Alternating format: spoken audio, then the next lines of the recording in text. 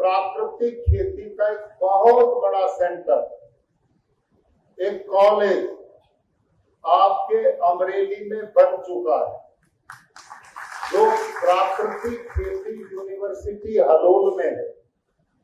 देश और दुनिया की पहली यूनिवर्सिटी बनी है गुजरात में। ये प्रधानमंत्री श्रीमान नरेंद्र मोदी जी का बहुत बड़ा विजन और सोच है, और गुजरात सरकार में माननीय मुख्यमंत्री जी ने बहुत गहरी रुचि दिखाई और प्राकृतिक विश्वविद्यालय बन चुका है। और उसी का एक कॉलेज जो यहाँ के एमएलए महोदय हैं, उन्होंने बहुत प्रयास किया उस मिशन के लिए, और आज वो बहुत बढ़िया कॉलेज बन गया। मैं कल उसमें जाके आया हूँ।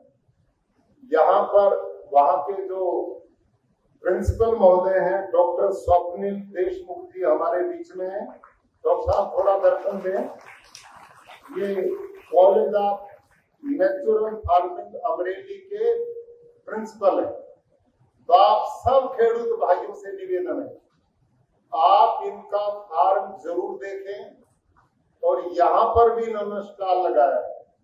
वहां आपको देसी बीज भी मिलेंगे और प्राकृतिक खेती कैसे की जाती है, बहुत प्रैक्टिकल ट्रेनिंग भी आपको मिलेगी। तो ये अमरेली का सौभाग्य है कि इस कॉलेज में इस समय लगभग 35 बेटे और बेटियां प्राकृतिक खेती के आने वाले समय पर साइंटिस्ट बन रहे हैं, जो आप लोगों के लिए ट्रेनिंग देने का बहुत बड़ा काम करेंगे। आप में बहुत ऐसे खेडूत हैं जिन पे अपनी जमीनें हैं, भूमि है, लेकिन वो खेती खुद नहीं करते। ऐसे लोगों के लिए ये कॉलेज वरदान बनने वाला है कि आपको यहाँ के साइंटिस्ट उपलब्ध होंगे तो आपकी प्राकृतिक खेती बहुत आगे बढ़ेगी। किसान भाई और बहनों, आप सबका हृदय से मैं बहुत अभिनंदन और स्वागत करता हूं। आप इतनी बड़ी संख्या में आज पधारे हैं। ईमानदारी से बात करनी है यहाँ पर, बिल्कुल ईमानदारी से। आप बिल्कुल असत्य नहीं बोलना। मैं खुद खेडूत हूँ, खेती करता हूँ आज भी।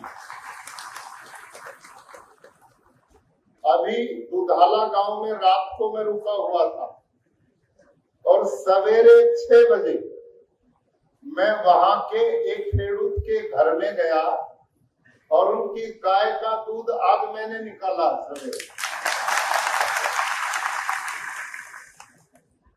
तो मैं फावला भी बहुत अच्छा चलाता हूँ, और हल भी मैंने चलाया है। कुरुक्षेत्र के गुरुकुल में 200 एकड़ में मैं प्राकृतिक खेती करने से पहले, आपने घबराना नहीं है, मैं रासायनिक की खेती करता था। यूरिया, डीएपी, जंतुनाशक ट्रॉली भर भर के लाता था, खेत में डालता था। तो आपने ये चिंता नहीं करनी है कि आप रासायनिक खेती करते हैं। मैंने केवल जानकारी लेनी है कि कितने लोग कौन सी खेती करते हैं। आप में ऐसे भाई और बहन जो इस समय रासायनिक खेती करते हैं, जो यूरिया, डीएपी, जंतुनाशक खेतों में डालते हैं, ईमानदारी से हाथ खड़ा करेंगे। बहुत अच्छा, इनके लिए ताली बजाओ भाई। सत्यवादी लोग, सत्यवादी लोग। ठीक। अब दूसरा, ऐसे खेडूत भाई और बहन जो प्राकृतिक खेती करते हैं, वो हाथ खड़ा करो। वाह, ये तो आगे वाली टीम अच्छी। ठीक है, अब मेरी समझ में आ गई आज की क्लास में क्या बोलना है। इस क्लास में रासायनिक खेती करने वाले ज्यादा हैं और प्राकृतिक खेती करने वाले भी बहुत हैं, लेकिन उनसे कम है। ठीक है, अगली बात, आप ऐसे भाई जो रासायनिक खेती करते हैं, इसलिए करते हैं, आपको ये खतरा है कि यदि हम प्राकृतिक खेती करेंगे तो हमारा उत्पादन कम हो जाएगा। आया ना? ऐसे डर है कि नहीं? तो ये डर निकालने के लिए आपका मैं आया हूं। ये जो हमने सोच बनाई है कि प्राकृतिक खेती करेंगे तो उत्पादन घट जाएगा, कम हो जाएगा, ओछो हो जाएगा, ऐसी बात नहीं है। 2-3 तरह की खेतियां हैं। एक रासायनिक खेती जो आप कर रहे हैं, वो तो यूरिया, डीएपी, जंतुनाशक आप डालते हैं, लेकिन उसके दुष्परिणाम कितने आ रहे हैं वो चर्चा मैं करूंगा। एक दूसरी खेती है जो भारत सरकार और प्रदेश सरकारें पिछले 30-40 साल से करवा रही हैं, उसका नाम है जैविक खेती, ऑर्गेनिक फार्मिंग।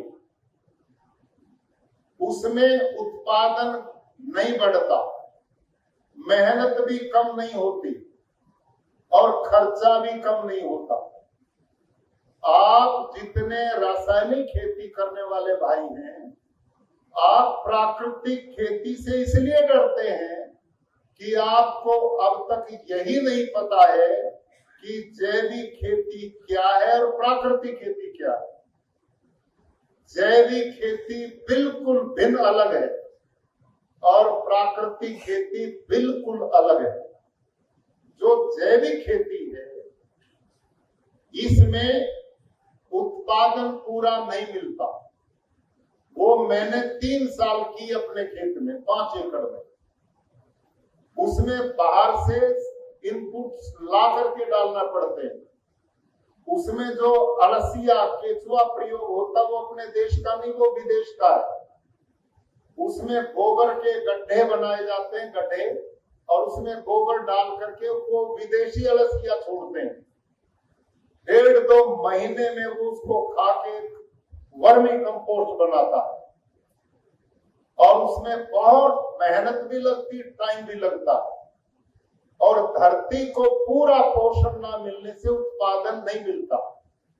और ज्यादा गोबर की खाद डालने से उसमें मित्र कीट और शत्रु कीट, 2 तरह के कीट होते हैं खेत में।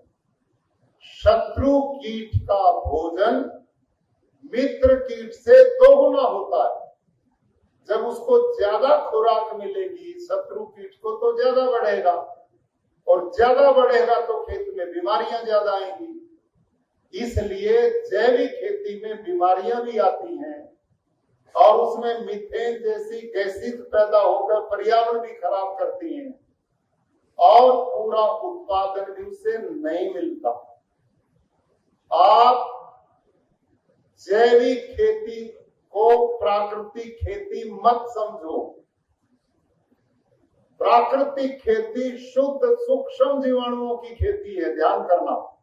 अब बोलना आपने, आप कभी जंगल में गए हैं? कमजोर विद्यार्थियों बोलो, जंगल कभी गए हो? आपने तो जंगल बना दिया, चारों तरफ जंगल ही तो देखते हैं। जंगल में बताओ मेरी माँ बहनों, यूरिया कौन देने जाता है?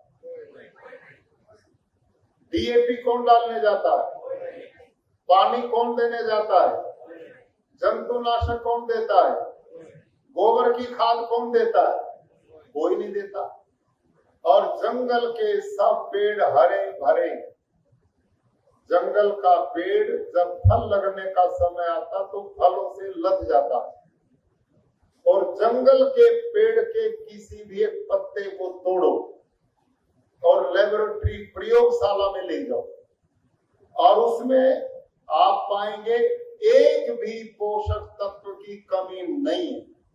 उसमें phosphorus, zinc, potash, magnesium, iron, copper, जो पोषक तत्व पौधे को चाहिए सारे जंगल के पौधे में वो कहां से आ गई?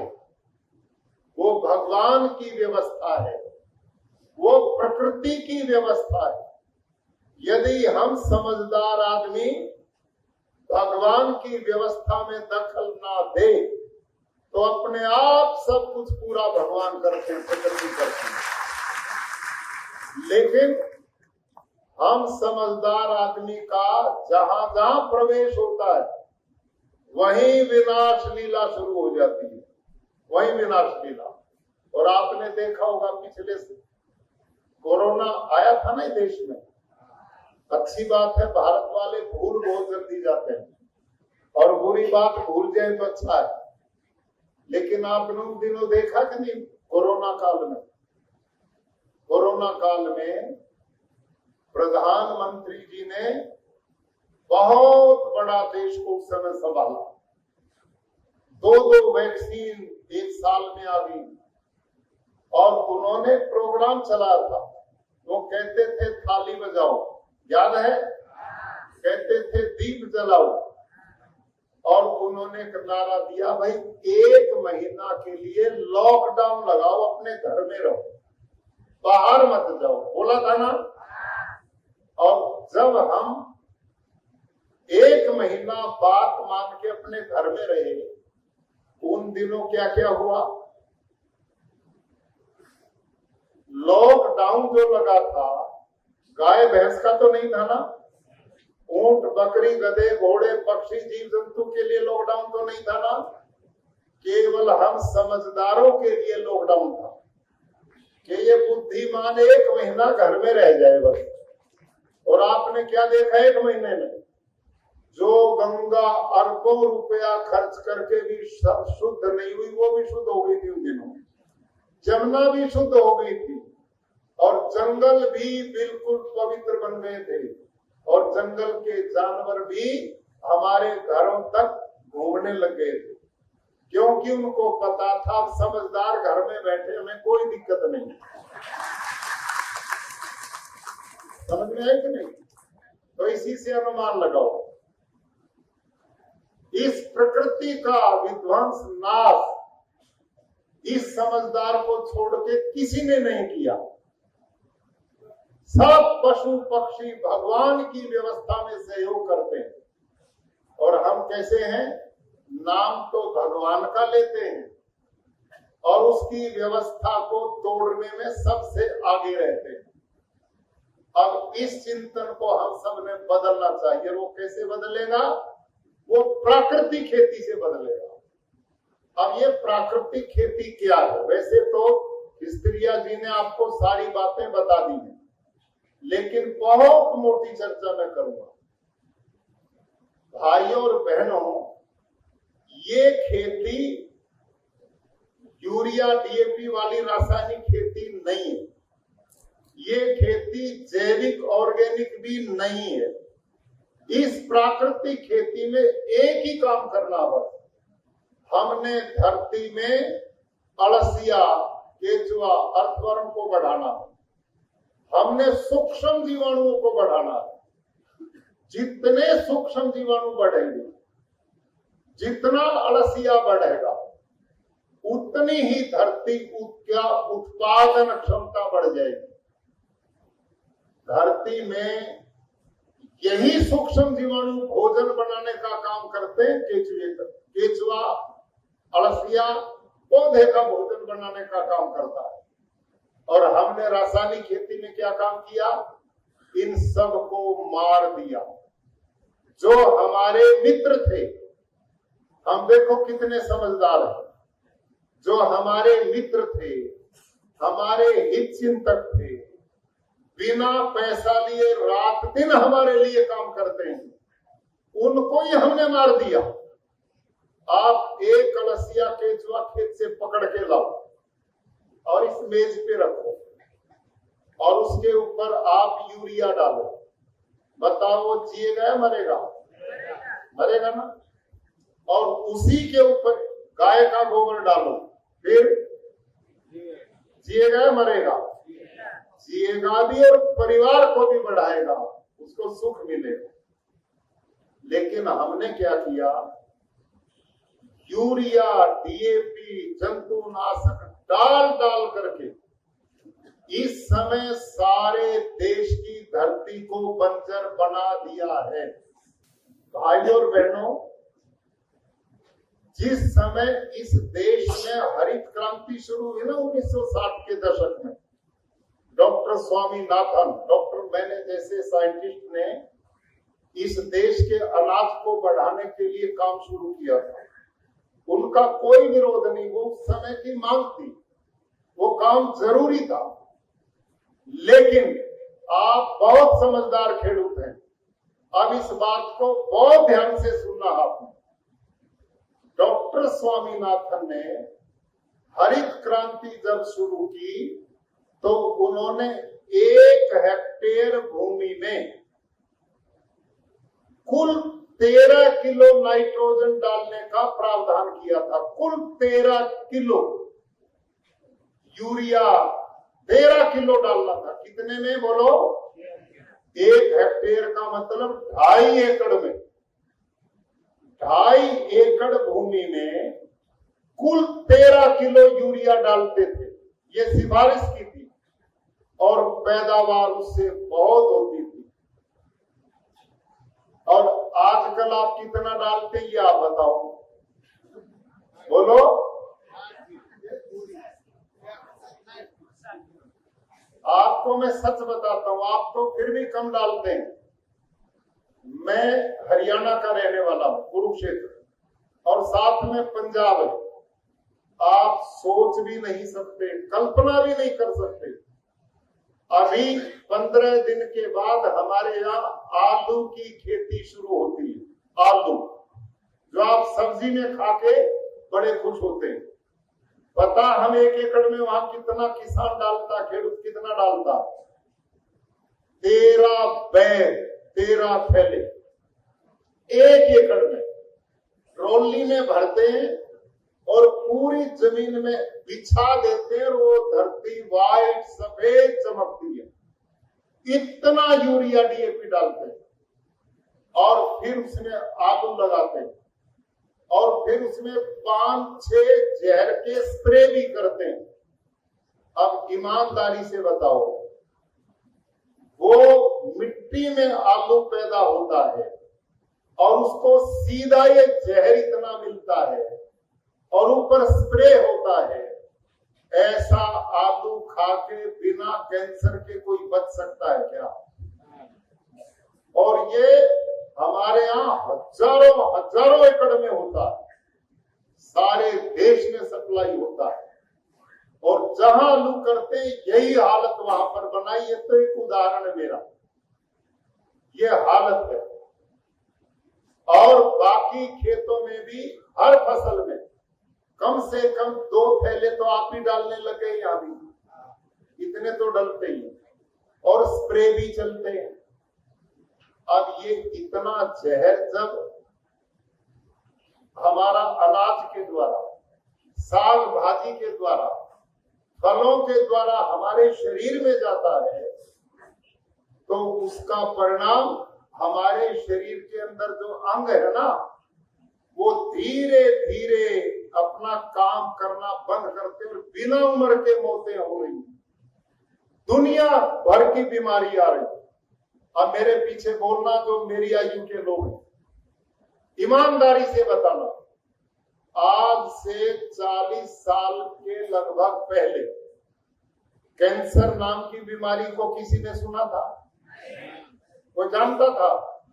कोई नहीं जानता था 40 वर्ष पहले कैंसर क्या होता, डायबिटीज, शुगर क्या होता, कोई जानता था? हार्ट अटैक कोई नहीं जानता था। पेनक्रियाज फेल हो गई, किडनी फेल हो गई। मैं बोलता हूं उठने से काम कोई नहीं लेता आजकल, और उठने सबके बदल रहे हैं। कितनी प्रोग्रेस कर रहे हैं मैं। ये हाल हो गया कि नहीं हो गया? हमारे गुजरात में पिछले दिनों सूरत में एक 8 साल की बेटी क्लास में पढ़ रही, स्कूल में, और पढ़ते पढ़ते बेंच से गिरी और मर गई। हॉस्पिटल में लेके पोस्टमार्टम किया तो क्या पाया? Heart attack. 12-15 साल की बच्ची सीढ़ियों में स्कूल में चढ़ रही, गिर गई और मर गई, पता लगा हार्ट अटैक। बच्चे ग्राउंड में खेल रहे हैं, गिर गए और मर गए, पता लगा हार्ट अटैक। आप कल्पना करो, आज से 15 साल पहले अटैक आने शुरू हो गए थे, पर वो लगभग 60 साल के बाद नंबर पड़ता था। और हार्ट अटैक आने का भी एक तरीका था, एक पहला आता था कि भाई समझ जाओ, फिर दूसरा आता था और डॉक्टर से जांच करके दवाई शुरू कर दो, और तीसरे में जाने का नंबर पड़ता था। ऐसा ही है कि नहीं? लेकिन आजकल जो हार्ट अटैक आ रहे हैं, वो जो 30-40 साल की उम्र के युवाओं को जो हार्ट अटैक आ रहे हैं, वो हॉस्पिटल में जाने नहीं देते, वो तो एट द स्पॉट गिरते और मर जाते हैं। ऐसी घटनाएं देख रहे हो कि नहीं? अब अगली बात सुनो। जो विश्व स्वास्थ्य संगठन है दुनिया का, WHO, उसने आज से 10-12 साल पहले, मेरे को अच्छी तरह याद है, उन्होंने घोषणा की थी कि भारत के लोग जैसा आहार खा रहे हैं, भारत के लोग जैसी जिंदगी जी रहे हैं, यदि यूं ही चलता रहा तो उन्होंने कहा था कि इस देश में हर 10वां आदमी शुगर का पेशेंट होगा, शुगर का मरीज होगा। ईमानदारी से बताओ, हो चुका कि नहीं हो चुका? कोई है आप में सज्जन जो कह दे कि यहाँ एक भी ऐसा नहीं जिसको शुगर नहीं? आप दृष्टि दौड़ाओ अपने परिवार में, अपनी रिश्तेदारी में, अपने मित्रजन में। कोई है ऐसा आदमी जो ये कहता हो कि मेरी जानकारी में एक भी ऐसा आदमी नहीं जिसको शुगर नहीं है? नहीं बचा ना कोई। ये काम हो गया। अब अगली रिपोर्ट यही फिर आ रही है, खतरनाक। अगली रिपोर्ट उनकी आ रही है कि आजकल भारत के बच्चे, जवान लोग जो खा रहे हैं, जैसी जीवन शैली अपना रहे, और बच्चे फास्ट फूड, जंक फूड, ये जहर जो खा रहे हैं, इससे आने वाले 10 साल में हर 11वां आदमी कैंसर से पीड़ित होगा। समझ गए? और कैंसर का अब तक कोई इलाज नहीं सिवाय बर्बादी के। भगवान ना करे किसी के घर में कैंसर हो जाता है तो उस घर में कोई शांति बचती है क्या? पैसा बचता है क्या? सारा घर चिंता में डूब जाता है, रिश्तेदार भी परेशान हो जाते हैं और वो घर निराशा में डूब जाता है। एक पेशेंट कैंसर का हो, और आज इस कैंसर के पीछे सबसे बड़ा कारण यूरिया, DAP, जंतुनाशक दवाइयां, और ये आजकल बच्चे बाजारों में जाकर फास्ट फूड, जंक फूड, मैदा, तली भुनी चीजें, गंदे तेल ये खाते, इससे बर्बाद हो गए। भाई और बहनों, अपने बच्चों को संभालो, अपने घर का बना भोजन उनको खिलाओ, प्राकृतिक आहार, जहर मुक्त आहार खिलाओ। आपका सारा धन जो दवाइयों में खर्च होता है वो पूरा बचेगा, और बीमारी में जो शरीर को दुख और कष्ट होता है उससे मुक्ति मिलेगी। प्राकृतिक खेती, इसमें उत्पादन कम नहीं होता, तभी तक कम होता जब तक हमें उसका तरीका ठीक नहीं हम करते। प्राकृतिक खेती के 5 आयाम है तरीके।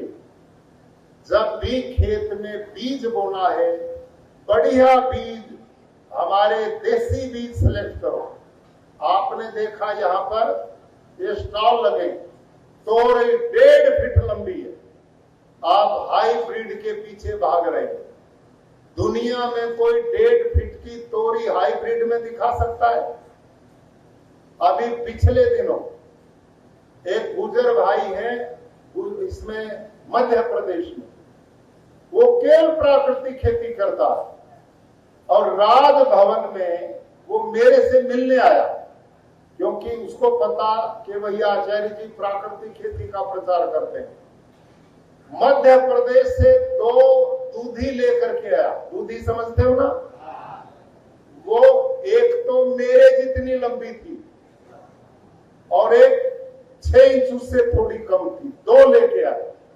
और वो कहता जी मैं इससे भी बड़ी ले आता, लेकिन बस वाले ने चढ़ने नहीं दिया मेरे को। और वो मैंने राजभवन में अपने ऑफिस में रखी संभाल के, महीना भर तो उसका बिगड़ाई कुछ नहीं। इतनी बड़ी, दुनिया का कोई व्यक्ति बता दे हाईब्रिड में 6 फीट की कोई दूधी होती हो।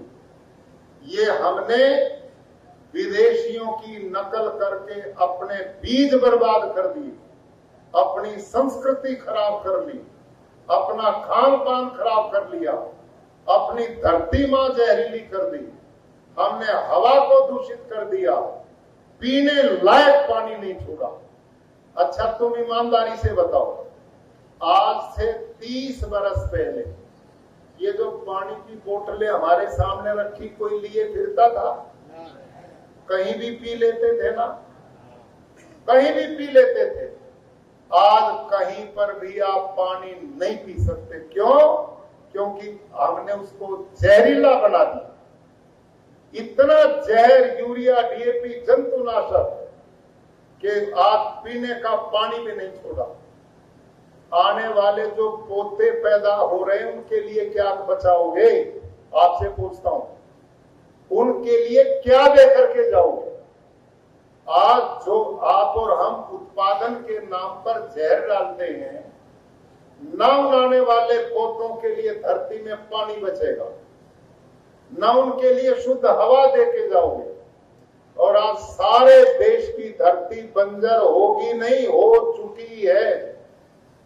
ये ध्यान करो मेरी मां, बहनों और भाइयों, मैं जो बोल रहा हूं ये असत्य नहीं, मैं प्रमाण दूंगा आपको। इस समय सारे देश की धरती बंजर हो चुकी है, बिन उपजाऊ हो चुकी है। आप कहेंगे कैसे कहते हैं, हमारे यहाँ तो पैदावार होती है, हम तो खूब पैदा करते हैं, यही बोलोगे ना? अब इसका उत्तर सुनिए आप। जब डॉक्टर स्वामीनाथन ने हरित क्रांति शुरू की भाइयों और बहनों, उस समय आज भी रिकॉर्ड रखा पंतनगर यूनिवर्सिटी उत्तराखंड में, और उस समय सारे देश की धरती को ऑर्गेनिक कार्बन था 2 से 2.5%, 2 से 2.5%। हमारे देश की धरती जंगल की भूमि की तरह उपजाऊ थी सारे देश की। इसीलिए कुल 13 किलो नाइट्रोजन से, कुल 13 किलो यूरिया डालने से उस समय उत्पादन बहुत होता था।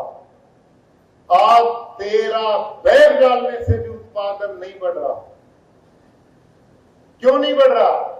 इसलिए नहीं बढ़ रहा कि अब भारत की सारी धरती का ऑर्गेनिक कार्बन, आईसीआर की रिपोर्ट है 0.2, 0.3, 0.45 से नीचे आ गया। और कृषि वैज्ञानिक यहाँ पर बैठे, किस्तिया जी ये लोग बैठे, इनसे पूछो कृषि यूनिवर्सिटी में जाकर, जिस धरती का ऑर्गेनिक कार्बन 0.55 से नीचे है वो बंजर होगी नहीं, हो चुकी है। जो धरती 0.5 से नीचे आ गई वो बंजर हो चुकी है।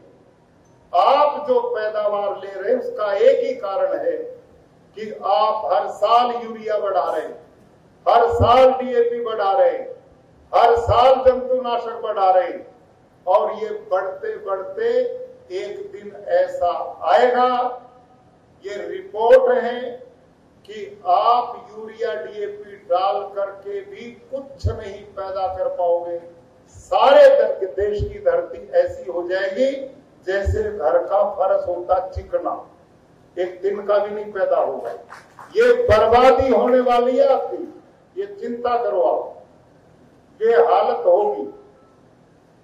क्यों होगी इसको ध्यान से सुनो। आप पढ़े लिखे लोग हैं, समझदार हैं।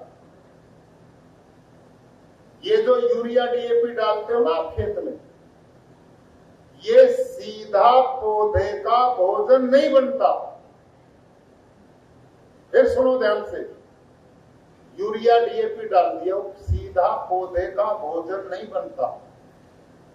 भगवान की व्यवस्था में धरती में ऐसे सूक्ष्म जीवाणु हैं, ऐसे सूक्ष्म जीवाणु हैं, सैकड़ों हजारों प्रकार के सूक्ष्म जीवाणु हैं जो उस यूरिया डीएपी को खाते हैं और उसका पौधे का भोजन बना के पौधे को देते हैं।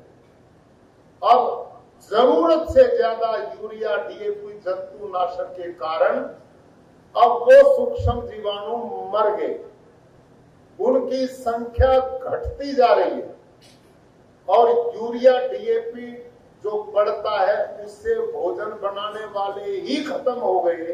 तो बताओ पौधे का भोजन कहां से मिलेगा? नहीं समझ में आ रही बात आपकी?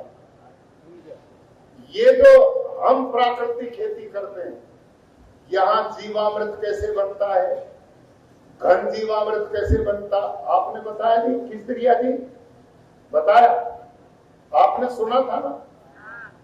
अब प्राकृतिक खेती में हम जो काम कर रहे हैं वो एक ही काम कर रहे हैं, उसके लिए चाहिए देसी गौ माता, कांकरेज, गिर, थारपारकर, राठी, हरियाणवी, अंगोल, ये सब भारतीय नस्ल है। उन्हीं में ये गुण पत्ता, बाकी किसी नस्ल में नहीं। ये हॉस्टन फ्रीजन जर्सी गाय है ना, उनमें है बहुत थोड़े, भैंस में भी थोड़े। देसी जो गौ माता है, कांकरेज, गिर, इसके 1 ग्राम गोबर में 300 करोड़ से भी ज्यादा सूक्ष्म जीवाणु है 1 ग्राम में। और ये गौ माता 24 घंटा में 8 से 10 किलो गोबर देती है, इतना ही गौमूत्र देती है। मां बहनों ध्यान सुनो, ये गौ माता का मूत्र ये अमृत है खेत के लिए। खेत में कोई भी बीमारी हो उसको जड़ मूल से नष्ट करने की ताकत गौमूत्र में है और खनिजों का भंडार है। और गाय का गोबर छाण ये सूक्ष्म जीवाणुओं का भंडार है।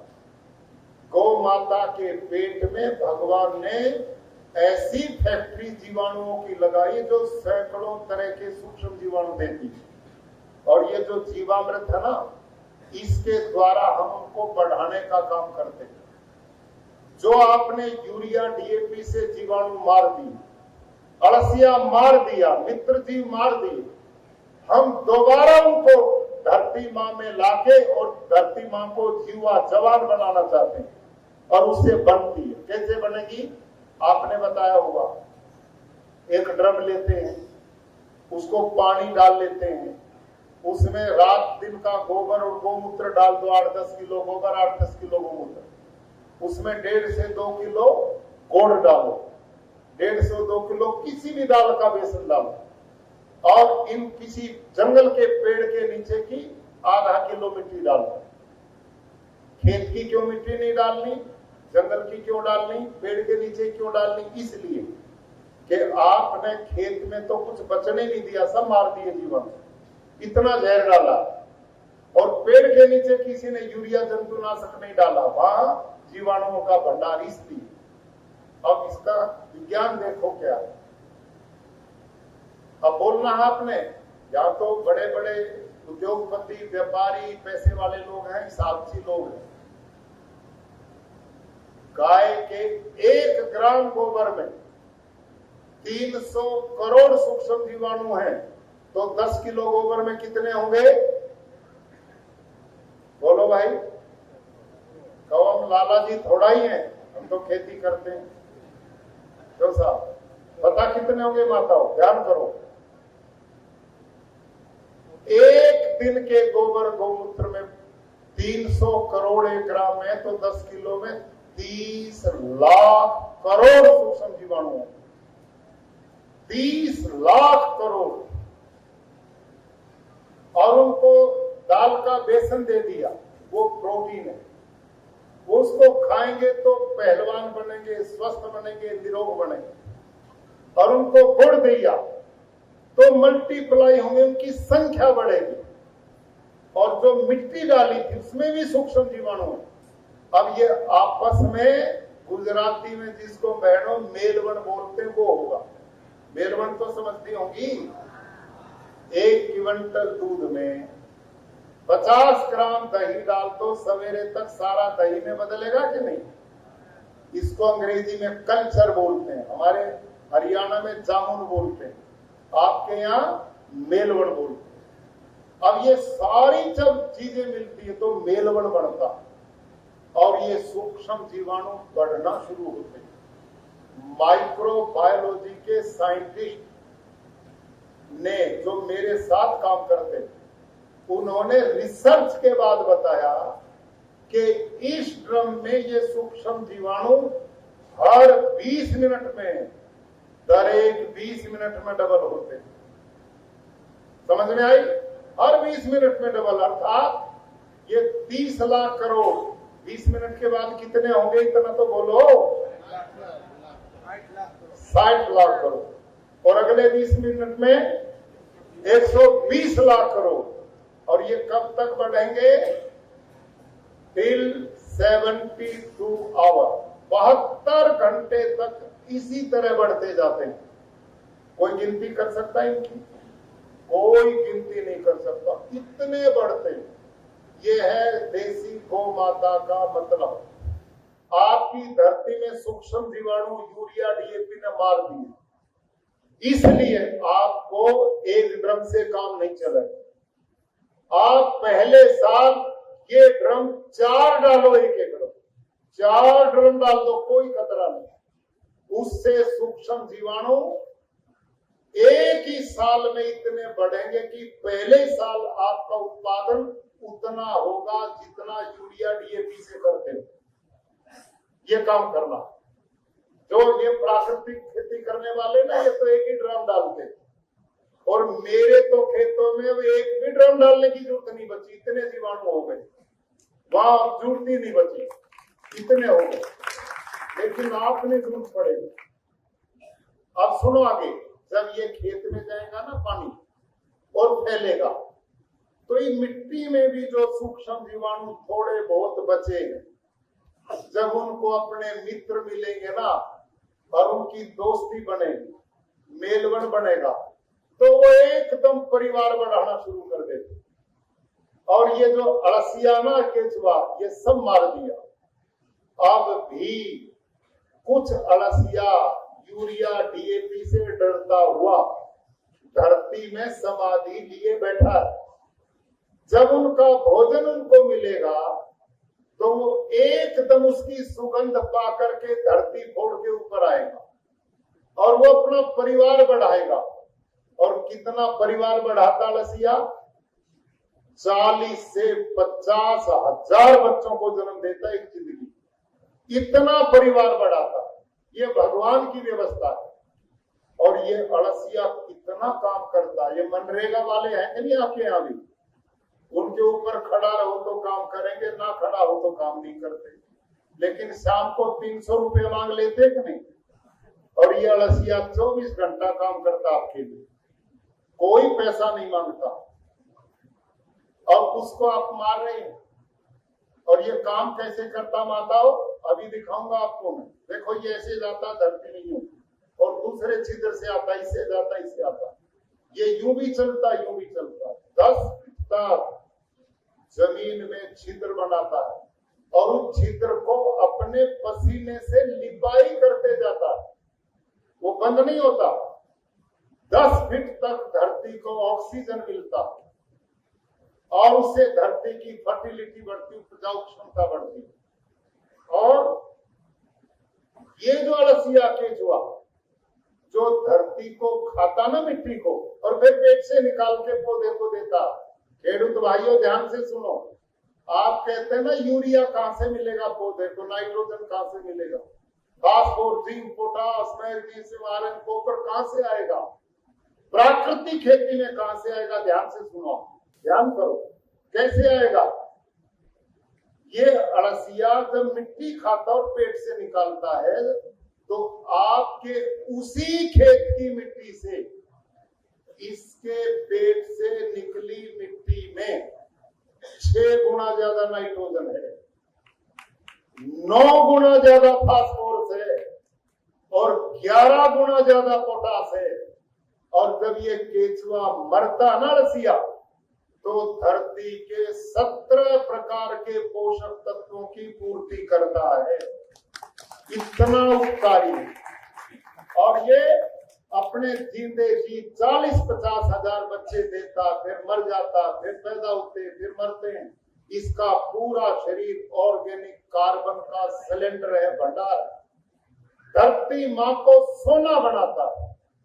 और इससे भी ज्यादा जो गौ माता के पेट से हमने जीवामृत, गंजीवामृत बनाया, उसमें जो सूक्ष्म जीवाणु बनाए उनकी कोई गिनती नहीं। उन सूक्ष्म जीवाणुओं में कैसे कैसे सूक्ष्म जीवाणु हैं। ये जो आकाश है ना बहनों और भाइयों, ये आकाश और ये हवा चलती है, इस हवा में 78.5% नाइट्रोजन हर समय रहता है। नहीं समझ में आई? नाइट्रोजन है इस हवा में।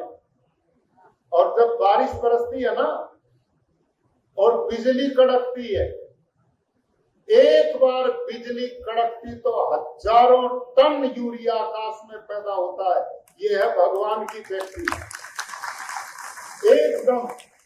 और जब बारिश बरसती है तो हवा का वो नाइट्रोजन बारिश के द्वारा धरती पे गिरता है।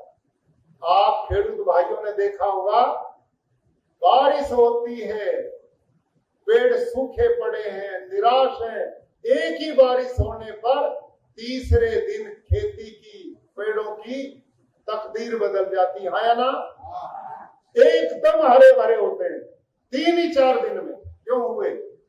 भगवान की फैक्ट्री का यूरिया अपने आप जमीन में आ गया। ये ईश्वर की व्यवस्था है।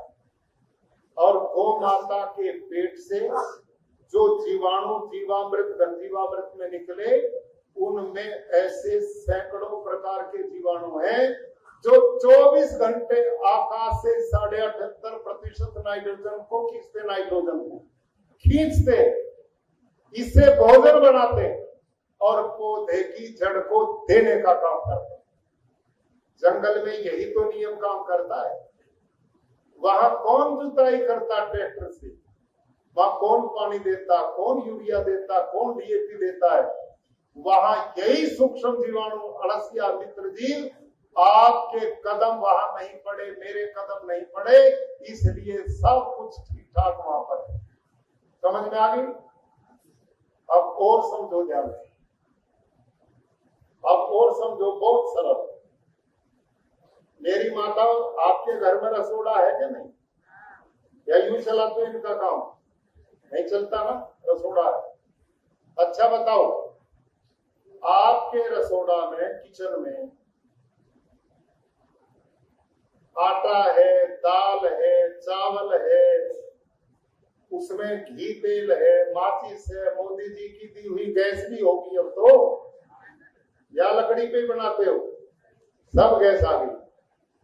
अच्छा ईमानदारी से बताओ आप सब, आपके रसोड़ा में, किचन में, रसोई में भोजन बनाने का सारा सामान है, लेकिन भोजन बनाने वाला ना हो तो भोजन बन के अपने आप बाहर आ जाएगा क्या?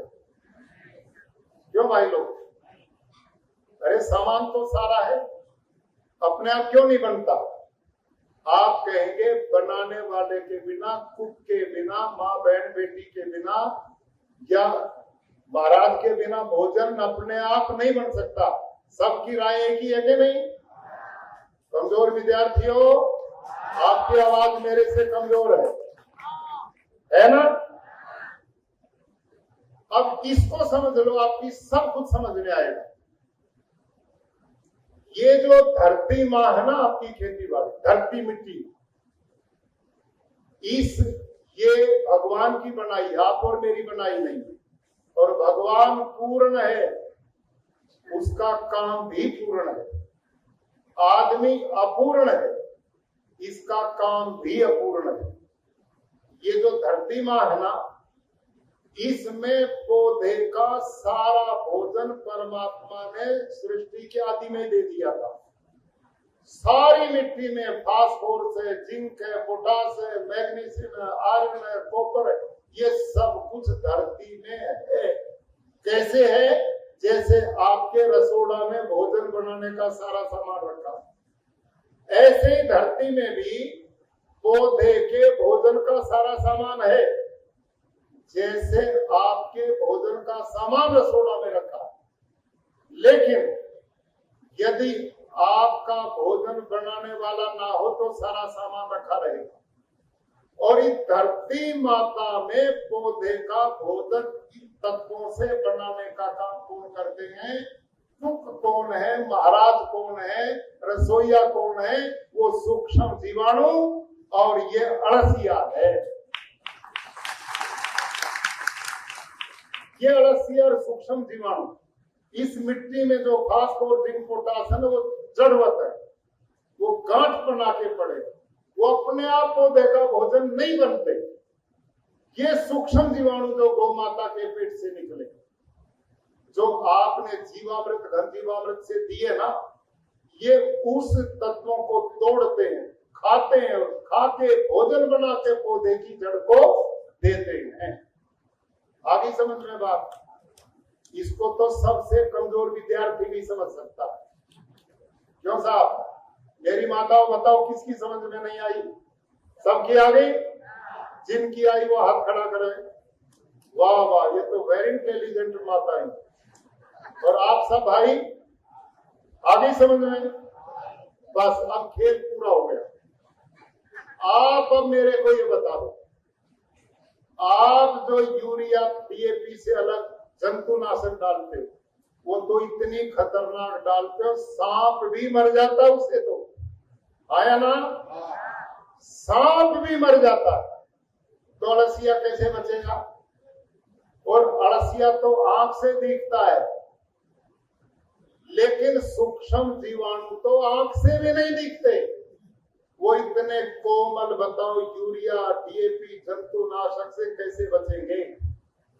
आपने तो अपने पौधों का भोजन बनाने वाले ही मार दिए। अपने घर का कुक ही मार देंगे तो रोटी कहां से मिलेगी? आप सब और हम, ये पाप इस देश में और दुनिया में इस जहर वाली खेती से चल रहा है। आप सब अनुभव करो, 60-70 साल पहले सारी दुनिया में कहीं ये यूरिया, डीएपी नहीं था। जो ये दूसरा विश्व युद्ध हुआ, उसके बाद जो बारूद बचा, वो सारा इन लोगों ने यूरिया, डीएपी में बदलकर हमारे को बेच दिया और हम बावले होकर के जुट पड़े। स्वामीनाथन ने लिखा है कि रासायनिक खेती टेम्परेरी सहयोग करेगी आपका, और वो कब करेगी? आपने अपने खेतों में जो खातर डालते हो, गौ माता का, पशुओं का, वो जो खाते हो डालते रहो, उसके साथ इसका प्रयोग करोगे तो बढ़ेगा। और आपने वो छोड़ करके केवल यूरिया, डीएपी आ गए तो आपकी धरती बंजर होगी, वो हो चुकी है।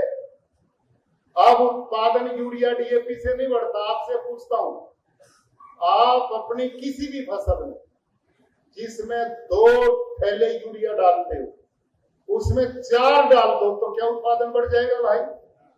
बोलो भाई खेडूत भाइयों, बढ़ जाएगा? नहीं बढ़ेगा। अब धरती में ताकत नहीं बची, वो निढाल हो चुकी है, वो दुखी हो चुकी है, जवाब दे चुकी है।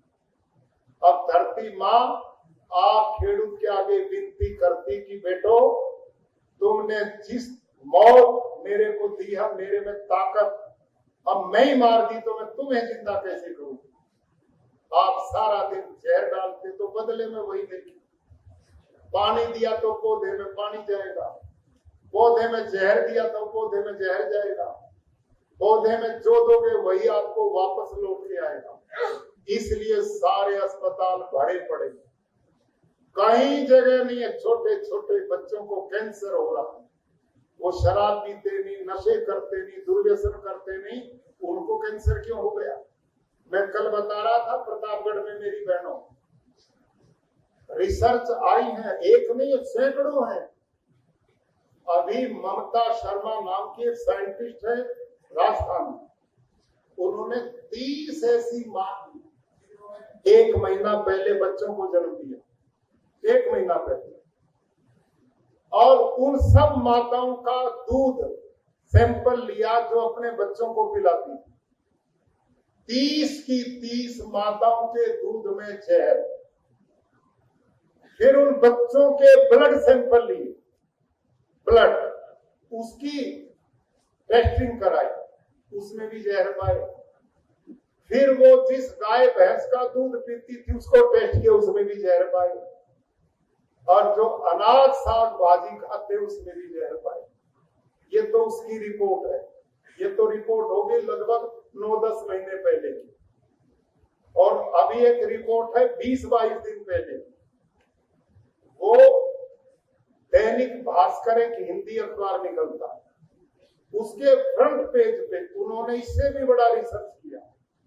उस साइंटिस्ट ने से 30 माताओं पे किया था, इन्होंने 105 माताओं पे किया। सब माओं के दूध टेस्ट किए, 105 में से 105 के दूध में सब में जहर पाया। अब इतना मासूम बच्चा पैदा होते ही जिनको जहर पिला जा रहा है, वो स्वस्थ कैसे रहेंगे, वो निरोगी कैसे रहेंगे? आप और हम सोचो, हमारे बड़े बुजुर्ग 100-100 साल जीते थे, उनको तो कोई इलाज नहीं होता था। हमारी माँ बहन, मैं 5 भाई 3 बहनें, इन 8 को पैदा करने में मेरी माँ को कभी हॉस्पिटल नहीं जाना पड़ा, सारे घर में हो गए। आप भी तो यही हो होंगे तो साहब, पद्मश्री से पूछो, ये भी मेरे जितना बड़ा परिवार है। माँ को कभी हॉस्पिटल जाना पड़ा था? कोई नहीं जाना पड़ा। आज तो गर्भ में बालक आता है, माँ को सीधे टीके शुरू हो जाते हैं, सीधे इंजेक्शन, और जब तक बच्चा जन्म लेता बेचारी 9-10 बार डॉक्टर के चक्कर लगाती, और फिर भी अंत में ऑपरेशन से बच्चा होके तब पिंड छूटता। ऐसा ही है कि नहीं? और हमारी बुढ़िया माओ ने 8-8, 9-9 बच्चों को जन्म दिया, कभी जरूरत नहीं पड़ी, और 100-100 साल जीते थे, कभी जरूरत नहीं पड़ी। किसी के घुटने खराब नहीं हुए, किसी दादा के बदले घुटने, बताओ आप में से बोलो, कोई भी बोलो, किसी दादी के दादा के। और हम काम कुछ नहीं करते, बैठते भी नहीं नीचे, जैसे बैठे कुर्सियों पर बैठते तो भी घुटने खराब है। एक खेडूत किसान 1 एकड़ हल चलाता था, 30 किलोमीटर की यात्रा करता था, 1 एकड़ जुताई करने में 30 किलोमीटर। उसके तो घुटने खराब नहीं हुए जो 30 किलोमीटर वो चलता था। ये सारा दिन कुर्सी पर घर में बैठे रहते हैं, इनके सबके घुटने बदल रहे हैं। क्यों? कारण बिना कार्य नहीं। क्यों अटैक आ रहे हैं? क्यों बच्चों को कैंसर हो रहा है? क्यों किडनी फेल हो रही है? क्यों डायबिटीज हो रही है? इसके पीछे बहुत बड़ा कारण है, हमारा आहार अशुद्ध हो गया, जहर वाला हो गया। और केवल शरीर का कष्ट नहीं भाइयों, सुनो मेरी बात अब ध्यान से, ये तो शरीर के कष्ट मैंने बताए, लेकिन इससे भी बड़ा महाविनाश भगवान कृष्ण गीता में लिखते हैं, आहार शुद्ध सत्व शुद्धि। आहार की शुद्धता से विचारों की शुद्धता होती है। अन्न से ही मन बनता है। अब जैसा हम खाते वैसा हो जाता है। और मैं उदाहरण देता हूं, देखो आप हजारों की संख्या में लोग शांति से बैठे, कोई दिक्कत नहीं, ठीक ठाक है ना? प्रभाव अन्न का क्या पड़ता है? इस शरीर में कोई भी गलत चीज जाने का क्या असर पड़ता है? आप में से एक बंधु को दारू पिला दो या, और 15 मिनट के बाद देखो उसका क्या रूप होता है। क्यों साहब, है कि नहीं प्रभाव खाने पीने का? 15 ही मिनट में डिजाइन बदल जाता है, कुछ का कुछ शुरू हो जाता है। इसलिए आहार की शुद्धता अब क्या हो गया, रासायनिक खेती है हिंसक खेती, हिंसक, मारो मारो मारो। सारा दिन किसान एक ही काम करता, अपने खेत में जाकर मारो, पक्षियों को मारो, जीव जंतुओं को मारो, सूक्ष्म जीवाणुओं को मारो, अपने मित्र अलसीय को मारो, जो हमारे अपने पराये सबको मारो। जिस मारने के बाद विचार से जो अन्न पैदा होगा, वो जिस आदमी में जाएगा वो आतंकवादी बनेगा, उसमें गुस्सा आएगा, वो लड़ाका बनेगा, वो घर को तोड़ने का काम करेगा। यही तो कारण है, पहले एक चूल्हे पर 50 लोग भोजन करते थे, सब भाई भाई मिलके रहते थे। आज देश और दुनिया में सबसे ज्यादा मुकदमे सगे भाइयों के चलते। आज घरों में दीवारें खड़ी हो गई, एक दूसरे के शत्रु बन रहे। पार्किंग पर थोड़ी सी झगड़ा हो जाए, वहीं गोलियां चल जाती। कोई गाड़ी थोड़ी सी टच कर दे, सारा काम छूट के उस पर चढ़ाई हो जाती है। कोई सहन शक्ति बची नहीं, कोई प्यार प्रेम बचा ही नहीं। ईगो, अहंकार, एक दूसरे को नीचा दिखाना, अब ये काम हमारा रह गया। और हमारे बुजुर्ग कैसे थे, बड़ेले कैसे थे, वो शांत भाव से नीम के नीचे चारपाई बिछा के चद्दर तान कर सोते थे। कोई दवाई नहीं लेनी पड़ती थी, सब मजे में रहते थे। भाई भाइयों में प्यार था, लोग एक दूसरे को चाहते थे। आज सब शत्रु बन गए। क्यों? जैसा अन्न वैसा मन। ये हिंसक खेती ने सबको हिंसक बना दिया। ये बात मैं नहीं कह रहा, भगवान कृष्ण कहते हैं, जैसा खाओगे अन्न वैसा बनेगा मन। समझ में आ गई बात? अब काफी लंबी बात हिस्ट्रिया जी ने बता दी है। अब अंत में, इस समय गुजरात सरकार ने बहुत बड़ा काम किया। माननीय प्रधानमंत्री श्रीमान नरेंद्र मोदी जी, गुजरात की धरती ने ऐसा वरदान ही देश को दिया है कि जो सबकी चिंता करते हैं, इस देश को जहां बुलंदियों पर पहुंचा रहे, जहां देश की यश पताका विश्व में फैला रहे, भारत का चहुमुखी विकास जो कर रहे, उसके साथ उन्होंने किसानों के लिए चिंता करते हुए हमारी भावी पीढ़ी को बचाने के लिए इस प्राकृतिक खेती को उन्होंने राष्ट्रीय प्राकृतिक खेती मिशन बना दिया है, बना दिया। और अपने पूरे देश में प्राकृतिक खेती का अभियान चल पड़ा। और गुजरात में हमारा कृषि विभाग, उसने 3 गांव के क्लस्टर बना दिए सब पूरे गुजरात में। और उसमें कृषि सखी हमारी कुछ बहनें हैं, यहाँ हाथ खड़ा करें। ये देखो हमारी बहन, देखा आपने? बहनों एक बार खड़ी हो जाओ, आप हमारी आदर्श, आप हमारी नेता है। ये देखो हमारी बहनें, ये देखो बहनों और भाइयों, ये हमारी वो सेनापति बहनें जो इस जहर वाली खेती को चुनौती देने के लिए खड़ी। आप सबकी ट्रेनिंग हो गई बहनों, आपको गांव मिल गए हैं, आपने गामड़ा में शुरू कर दिया ट्रेनिंग देना। वेरी गुड, बधाई आपको। बैठो।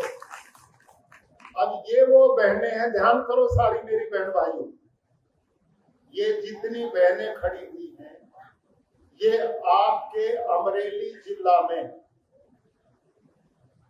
इनका नाम कृषि सखी रखा गया।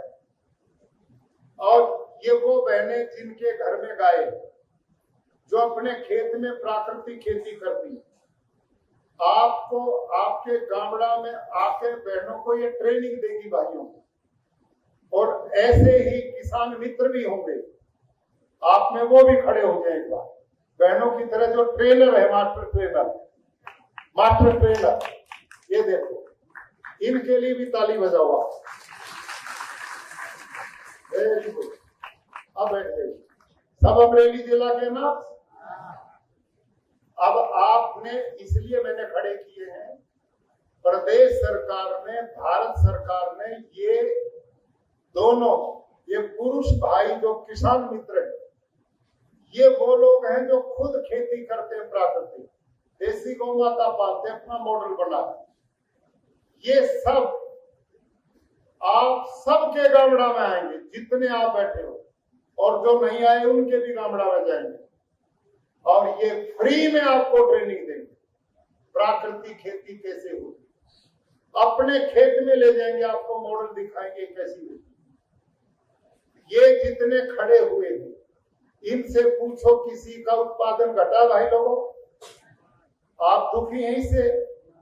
मैं खुद खेडूत हूं, मेरा उत्पादन हर साल बढ़ रहा है। इस साल इतनी भयंकर वर्षा हुई हमारे यहाँ गैर टाइम पे, जब डांगर में बनना था दाना, उस समय जो उसके ऊपर फूल बोलते हम आता है, वो सब गिर गया।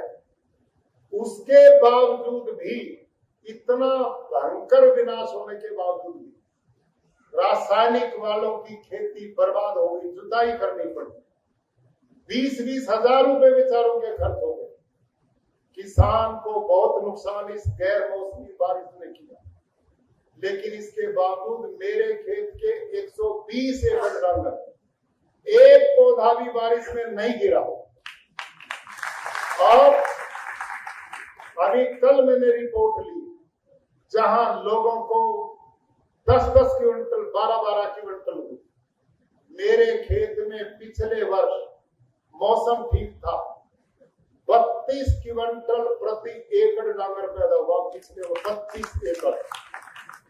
और मैंने खर्चा किया 2000 रुपए एक एकड़, पानी दिया 50%, और रासायनिक वालों ने खर्चा किया 20,000, पानी दिया 100%, और उत्पादन हुआ 28 से 30 क्विंटल।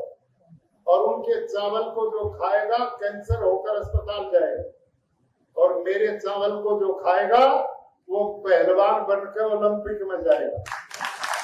अरे कैसे?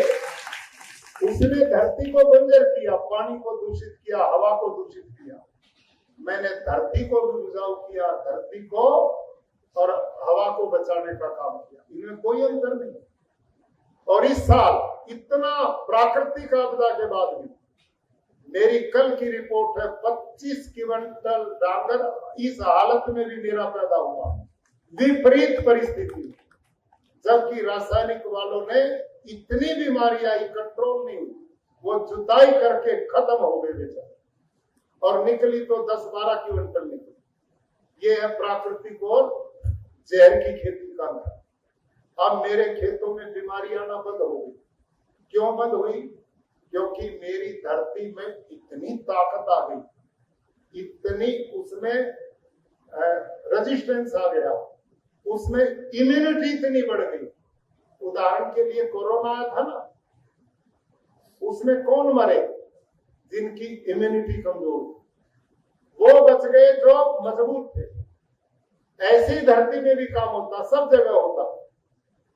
जिसकी इम्यूनिटी स्ट्रॉन्ग हो बचेगा, कमजोर मर जाएंगे। धरती पर कमजोरों के लिए दुनिया ने नहीं बनाई भगवान। वेद कहते वीर हो गया वसुंधरा, इस धरती पर आज वीर मजबूत बलवान करेंगे, और वो बलवान मजबूत हो गए शुद्ध आहार से, शुद्ध जीवन शैली से, शुद्ध दिनचर्या से। इसलिए मेरे भाइयों, आदरणीय बंधुओं, गुजरात के लोग बहुत समझदार हैं। आप सदा इस देश का नेतृत्व करते आए हैं, महात्मा गांधी, सरदार वल्लभ भाई पटेल से लेकर आज श्रीमान नरेंद्र मोदी जी तक। आप ही देश का नेतृत्व करोगे किसानी के रूप में। आपसे मैं निवेदन करूंगा कि आप इस प्रकृति की ओर बढ़े, और इसके साथ प्रधानमंत्री जी ने एक अभियान चलाया था इस दिन, अपने जन्मदिन वाले दिन एक पखवाड़ा चल रहा है, सेवा पखवाड़ा, और उसमें फ्री कैंप लगाए जा रहे बहन बेटियों के लिए, और यहाँ पर भी वो कैंप लगाया गया है ना। आप सबसे मेरा निवेदन है, वो निःशुल्क है, कोई पैसा नहीं। हमारी माँ बहनें कई बार शर्म करते हुए अपने शरीर की जांच ही नहीं कराते, रोग अंदर पनपते रहते हैं। ऐसे अवसर पर आप इसकी जांच कराएं। दवाई इलाज फ्री है व्यवस्था में। आप सबसे मेरा आग्रह कि उसका पालन जरूर करें, लेकिन इस जांच की भी जरूरत नहीं पड़ेगी यदि प्राकृतिक खाना शुरू कर दिया तो फिर आप स्वस्थ ही रहेंगे। तो अब मैंने बहुत बातें कर ली हैं। ट्रेनिंग तो हमारी ये बहनें देंगी, प्राकृतिक खेती कैसे की जाती है भाई देंगे। आप सबके गामड़ा में आएंगे, सब ने वो ले ली। लेकिन मैंने घंटा भर भाषण दिया, मेरे को कोई दान दक्षिणा दे दो, नहीं भेजोगे क्यों भाई? दोगे तो मैं बोलूं, गुजराती में बोलता हूं थोड़ा सा, ठीक है? अमरेली जिल्लाना खेडूत भाइयों बहनों, હું એક વચન માંગુ છું, તમે આપશો ને? પક્કા? ઓકે, બધા બે હાથ ઊંચા કરીને વાદા કરો અને મારી સાથે બોલો, આજથી અમે પ્રાકૃતિક ખેતી કરીશું અને આવનારી પેઢીને ઝેરી આહારથી બચાવીશું। ધન્યવાદ।